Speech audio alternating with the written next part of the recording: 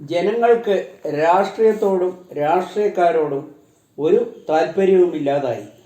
വെറുപ്പും വിദ്വേഷവും മാത്രമെന്ന് ജനാഭിപ്രായം. കേരളത്തിൽ വലിയൊരു വിഭാഗം ജനങ്ങൾക്കും രാഷ്ട്രീയത്തോടും രാഷ്ട്രീയക്കാരോടും യാതൊരു താല്പര്യവുമില്ലാതായി. അനേക വർഷങ്ങളായി രാഷ്ട്രീയക്കാർ മാറി ഭരിച്ച് സംസ്ഥാനത്തെ മുടിപ്പിച്ചു. ജനങ്ങൾക്കും സംസ്ഥാനത്തിനും ഒരു പ്രയോജനവുമില്ല. ആര് ഭരിച്ചാലും പാവപ്പെട്ട ജനങ്ങളെ കൊള്ളയടിച്ചും പിടിച്ചുപറി നടത്തിയും സ്വന്തം കീശ വീർപ്പിച്ച് സ്വത്ത് സമ്പാദിച്ചു വരുന്നതായി ജനങ്ങൾ ഉറച്ചു വിശ്വസിക്കുന്നു. രാജ്യത്തെ മറ്റു സംസ്ഥാനങ്ങളെ വിലയിരുത്തിയാൽ കേരളം ഓരോ വർഷവും എത്രയോ പുറകോട്ട് പോകുന്നു. ഭൂരിഭാഗം ജനങ്ങളും അന്യരാജ്യങ്ങളിൽ മറ്റു സംസ്ഥാനങ്ങളിലും പോയി ജീവിതമാർഗം തേടി വരുന്നു. വിദ്യാർത്ഥികൾ കൂടുതലും വിദേശ രാജ്യങ്ങളിലും അയൽ സംസ്ഥാനങ്ങളിലേക്ക് ചേക്കേറുന്നു. നല്ല ആനുകൂല്യം ലഭിക്കുന്ന ജോലി തേടി രക്ഷപ്പെടുകയാണവർ. അയൽ സംസ്ഥാനങ്ങളിൽ നിന്ന് കേരളത്തിലേക്ക് വരുന്ന തൊഴിലാളികൾ ഉയർന്ന ദിവസക്കൂലി മാത്രം ഉദ്ദേശിച്ചാണ് എത്തുന്നത്. ക്രമേണ ബംഗാളുകാരും ബീഹാറുകാരും അവരെപ്പോലുള്ള സംസ്ഥാന തൊഴിലാളികൾ ഇല്ലാതെ കേരളം ഒരു ഇഞ്ച് മുന്നോട്ട് പോകാത്ത അവസ്ഥയിലാണ് ഇപ്പോൾ. മുഖ്യമന്ത്രി, മന്ത്രിമാർ, ജനപ്രതിനിധികൾ, നേതാക്കൾ ഇവരുടെ മക്കൾ പോലും വിദേശത്തെ തേടി പോകുന്നു. അമേരിക്ക അടക്കം വരുന്ന വിദേശ രാജ്യങ്ങളെക്കാളും മറ്റു സംസ്ഥാനങ്ങളെക്കാൾ വികസനവും പുരോഗതിയുമാണ് കേരളത്തിൽ എന്ന് നേതാക്കൾ ഗീർവാണ പ്രസംഗങ്ങൾ നടത്തി വരികയാണ്. ജനങ്ങളെ കബളിപ്പിച്ച് വഞ്ചിച്ചു വരുന്നതായും ജനങ്ങൾ മനസ്സിലാക്കുന്നു. നിജസ്ഥിതിയും അതുതന്നെയാണെന്ന് അവർ സമ്മതിക്കുന്നു. രാജ്യത്തെ മറ്റു സംസ്ഥാനങ്ങളെ അപേക്ഷിച്ച് പ്രത്യേക ദക്ഷിണ സംസ്ഥാനങ്ങളുടെ വികസന കുതിപ്പ് കേരള ജനതയെ അമ്പരിപ്പിക്കുന്നതിന് പുറമെ ജനങ്ങൾക്ക് അവർ നൽകുന്ന ആനുകൂല്യങ്ങൾ കണ്ണഞ്ചിപ്പിക്കുന്നതാണ്. അതേസമയം കേരളത്തിൽ വികസന മുരടിപ്പ് കൊടിമുടിയിലെത്തി.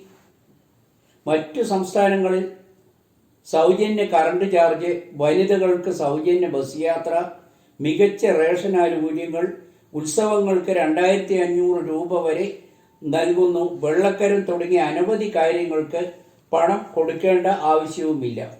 വിദ്യാർത്ഥികൾക്ക് സൈക്കിൾ മുതൽ ലാപ്ടോപ്പ് വരെ സൗജന്യമായി നൽകി വരുന്നു.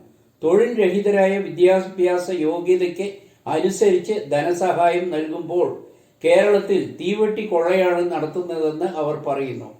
കേരളത്തിൽ നിന്ന് ജോലി തേടിപ്പോയവരും വിദ്യാർത്ഥികളുമാണ് ഇതെല്ലാം പറയുന്നതെന്ന് മറക്കരുത്. കേരളത്തിലെ ഭൂരിഭാഗവും ചെറുതും വലുതുമായ വ്യവസായങ്ങൾ തമിഴ്നാട് അടക്കം അയൽ സംസ്ഥാനങ്ങളിലേക്ക് ചേക്കേറിക്കൊണ്ടിരിക്കുകയാണ്. പാലക്കാട് വ്യവസായ മേഖലയിലെ പ്രമുഖ സ്ഥാപനങ്ങൾ ഒന്നൊന്നായി തമിഴ്നാട്ടിൽ എത്തിക്കഴിഞ്ഞു. കിറ്റക്സ്, വി-ഗാർഡ് പോലുള്ള സ്ഥാപനങ്ങൾ വരെ കേരളം വിടുന്നു. പെൻഷൻ പോലും കൊടുക്കാൻ വകയില്ലാതെ കുത്തുപാളയെടുക്കുന്ന സർക്കാരുകൾ പറയുന്നത് കേരളത്തിലെ വികസനം വിദേശ രാജ്യങ്ങളോട് കടപിടിക്കുന്നതാണെന്നാണ്. ഇതും കേരള ജനത കാണുകയാണ്. വികസനം നേതാക്കൾക്കും കുടുംബങ്ങൾക്കും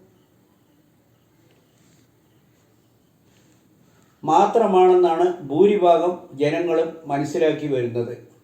അപ്പോഴും രാഷ്ട്രീയ നേതാക്കൾ ചോദിക്കുന്ന ഒരു ചോദ്യമുണ്ട്. പിന്നെ എന്തിന് ജനങ്ങൾ തെരഞ്ഞെടുപ്പുകൾക്ക് കൂട്ടത്തോടെ വോട്ട് രേഖപ്പെടുത്താൻ എത്തുന്നു? അതിന് ജനങ്ങൾ മനസ്സിൽ പറയുന്നത് വോട്ട് ചെയ്യാതെ വീട്ടിൽ കഴിയാൻ ഭയമാണ്. രാഷ്ട്രീയക്കാരുടെ നോട്ടപ്പുള്ളികളാകും. വേറെ വഴിയില്ലാതെ ബൂത്തിലെത്തി നോട്ടയ്ക്കെങ്കിലും വോട്ട് ചെയ്ത് വിദ്വേഷം തീർക്കും. രണ്ട് കൽപ്പിച്ച് ഒരു വിഭാഗം പേർ മുങ്ങി നടക്കുന്നതിനാലാണ് ക്രമേണ വോട്ട് ശതമാനം ഓരോ തെരഞ്ഞെടുപ്പിലും കുറയുന്നതെന്നും അവർ ചൂണ്ടിക്കാട്ടുന്നു. ഈ നില തുടർന്നു പോയാൽ ജീവിക്കാൻ വഴിയില്ലാതെ കുടുംബത്തോടെ അയൽസംസ്ഥാനങ്ങളിലേക്ക് പോകേണ്ടി വരും. കുറേയേറെ ജനങ്ങൾ ഇതിനകം എല്ലാം വിറ്റുപെറുക്കി തമിഴ്നാട്ടിൽ എത്തിക്കഴിഞ്ഞതായി വ്യക്തമാക്കുന്നു. എല്ലാ ചാർജുകളും ഫീസുകളും നികുതികളും കൂട്ടി കൊള്ളയടിക്കുന്നതിന് കീറാമുട്ടി ന്യായങ്ങൾ പറയാൻ മാത്രമാണ് മന്ത്രിമാർ. ഇതെല്ലാം കണ്ടും കേട്ട് ജനങ്ങൾ പ്രതികരിക്കാൻ കഴിയാതെ തളർന്നു പോയി എന്നാണ് അവർ പറയുന്നത്. സർക്കാർ ഉദ്യോഗസ്ഥർ പാവങ്ങളുടെ പിച്ചച്ചട്ടിയിൽ കൈയിട്ട് വാരുന്നു എന്ന് വ്യാപക ആരോപണം. സർക്കാർ ഉദ്യോഗസ്ഥർ പാവങ്ങളുടെ പെൻഷൻ വരെ അടിച്ചു മാറ്റുന്നതായി ജനങ്ങളുടെ വ്യാപക ആരോപണം ശക്തമാകുന്നു. ഇവർക്കെതിരെ കർശന നടപടി എടുക്കുന്നതിൽ സർക്കാർ ചിറ്റമ്മ നയവും മെല്ലെപ്പോക്കും തുടരുന്നുവെന്നും പരാതികൾ ഉയരുന്നു. ജീവനക്കാരുടെ സംഘടനാ ശക്തിക്ക് മുന്നിൽ സർക്കാർ മുട്ടുമടക്കുകയും കുറ്റക്കാർക്കെതിരെ കർശന നടപടിക്ക് മുതിരുന്നില്ലെന്നും കുറ്റപ്പെടുത്തുന്നു. ശമ്പളമടക്കം ആനുകൂല്യങ്ങൾ ഒരു വിഭാഗം കൈക്കൂലിക്ക് പുറമെ പോകുന്നതിനും പുറമെയാണ് പാവങ്ങളുടെ പിച്ചപാത്രത്തിൽ കൈയിട്ട് വാരുന്നത് എന്ന് ക്ഷേമ പെൻഷൻകാരും വിലപിക്കുന്നു. സർക്കാർ ആനുകൂല്യങ്ങൾ നേടിയെടുക്കാൻ ഒറ്റക്കെട്ടായി സമരം ചെയ്യുന്ന ഇവർ കുറ്റക്കാരെ സംരക്ഷിക്കാനും ശ്രമിച്ചു വരികയാണ്. നീതിയും ന്യായവും നടപ്പാക്കേണ്ട സർക്കാർ തന്നെ അവരെ സംരക്ഷിക്കുന്നു. അഴിമതിക്കെതിരെ ജനങ്ങൾ പരാതിപ്പെട്ടാൽ കുറ്റക്കാരുടെ റിപ്പോർട്ട് വാങ്ങി വേട്ടക്കാരെ സംരക്ഷിക്കുന്ന നിലപാടാണ് നടക്കുന്നത്. കള്ളന്റെ കയ്യിൽ താക്കോൽ ഏൽപ്പിക്കുക, പ്രാകൃത നിലപാടാണ് സർക്കാർ വകുപ്പുകളിൽ ഇപ്പോൾ നടന്നു വരുന്നത്. പരാതിക്കാരെ വിഡ്ഢികളാക്കി വരുന്ന നിലപാടാണ് സ്വീകരിച്ചു വരുന്നതെന്നും പരക്കെ ആരോപണം ഉയരുന്നു. കേരള ഗവർണർ ആരിഫ് മുഹമ്മദ് ഖാൻ ഇനി ബീഹാറിലേക്ക്. സംഭവ ബഹുലമായ ഔദ്യോഗിക നിർവഹണത്തിന് ശേഷമാണ് ആരിഫ് മുഹമ്മദ് ഖാൻ കേരള രാജ്ഭവന്റെ പടിയിറങ്ങാൻ ഒരുങ്ങുന്നത്. കേരള സംസ്ഥാനത്തിൻ്റെ ചരിത്രത്തിൽ ആദ്യമായാണ് ഇത്രയധികം വാർത്താ പ്രാധാന്യം ലഭിക്കുന്ന ഗവർണർ എന്നാണ് ജനങ്ങളുടെ അഭിപ്രായം. ആരിഫ് മുഹമ്മദ് ഖാൻ്റെ ഭരണഘടന വിരുദ്ധമായ നിലപാടുകളാണ് എന്ന് CPM സംസ്ഥാന സെക്രട്ടറി MV ഗോവിന്ദൻ. പുതിയ ഗവർണറെങ്കിലും സർക്കാരുമായി ഒത്തുപോകണം. ആരിഫ് മുഹമ്മദ് ഖാനെതിരെ രൂക്ഷ വിമർശനവുമായി MV ഗോവിന്ദൻ രംഗത്ത്. ഗവർണർ ചെയ്തുകൊണ്ടിരിക്കുന്നത് ഭരണഘടനാ വിരുദ്ധമായ കാര്യങ്ങളെന്ന് MV ഗോവിന്ദൻ കുറ്റപ്പെടുത്തി. ഗവർണർമാർ ഭരണഘടനയ്ക്ക് വിധേയമായി പ്രവർത്തിക്കണം. ആരിഫ് മുഹമ്മദ് ഖാൻ്റെ മാധ്യമങ്ങൾ മഹത്കരിക്കുകയായിരുന്നു. വലിയ ജനകീയ അംഗീകാരമുള്ള ഗവർണർ എന്നാണ് വിശേഷിപ്പിക്കുന്നതും. സർക്കാരിനോട് ഇടഞ്ഞ് സംഘപരിവാർ അജണ്ട നടപ്പിലാക്കാൻ ശ്രമിക്കുകയാണ് ആ ഗവർണർ.